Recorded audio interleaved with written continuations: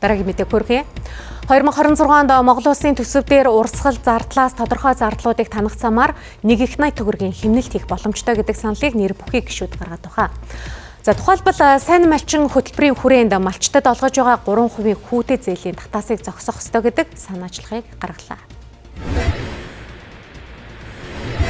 Усын цус цуугаагүй байхад сонгуул зориулж 2024 оны хавар одоо эхэлсэн бол хөдөлгөөн байгаа.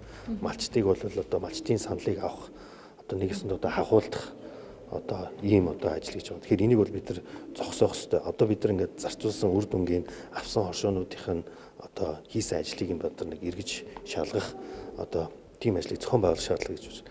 Энэ хэрвээ одоо үргэлжлэх юм бол хэдэн жилийн дараа нөгөө нэг хөгжлийн банкны нөгөө нэг ногоон автобусны гэдэг шиг одоо хариуцах эзэнгүү ийм нэг одоо том одоо үр ашиггүй зардал болоод дуусна. Хамгийн одоо харамсаж байгаа миний хувьд бол санаа зовж байгаа нэг юм бол хариуцагч нь өөрсдөө малчт маань өөрсдөө болгож байгаа. Одоо хоршооны эзэд маань одоо өөрсдөө одоо эцсийн дүндээ одоо асуудалд орохоор байгаа учраас энийг бол бид нар одоо яаралтай зогсооё гэдэг дээр л одоо саналаа оруулж байгаа. 1,80 орчим байна. Үүний бол дийлэнх нь бол одоо шинэ хоршоо хөдөлгөөн.